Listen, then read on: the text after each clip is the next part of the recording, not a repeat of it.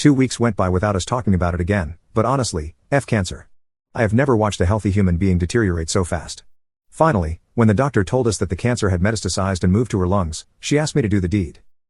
So last night, I bought her favorite ice cream and numbly crushed the pills up. Then I carried it up to her. She ate the ice cream slowly. My brave, clever wife, who I had not appreciated in time, was the most dignified woman when it came to death. Quietly, she smiled, thanked me and closed her eyes for the last time. I waited until the rattle in her chest stopped. And her breathing slowed to a halt. She looked peaceful for the first time in a long, long time. I knew she was gone. I walked downstairs to the living room and sat down on the sofa. Then I bawled my eyes out like a small child. This morning, I awoke still on the couch, a dull, cold realization of what had happened the previous night. But then, I smelled coffee and bacon. I heard the sound system in the kitchen blasting with a cheerful pop song. What the F? I was immediately on my feet and I headed into the kitchen, heart racing.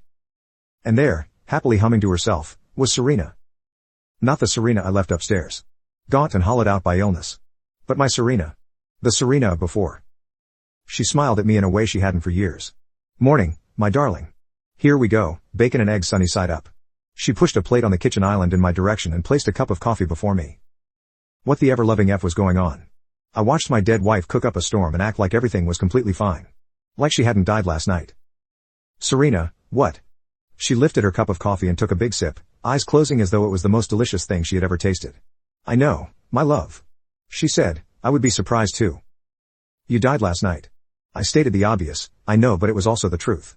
She had been dead. She nodded. Yes, I know. And I was.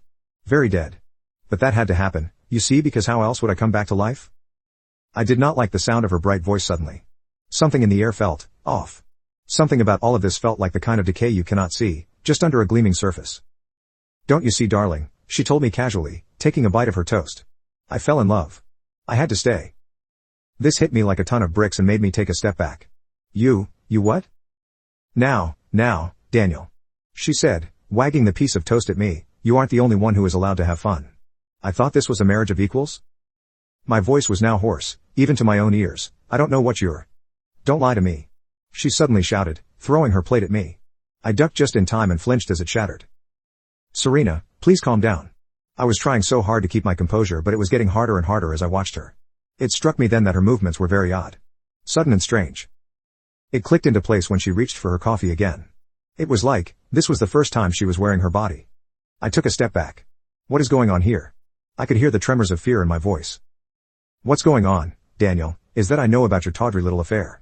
In fact, she smiled, horribly, a bit too wide. I have known since the beginning. So I prayed to the darkness. I prayed to any terrible thing that was listening, and that was when he came to me. My own god of pain.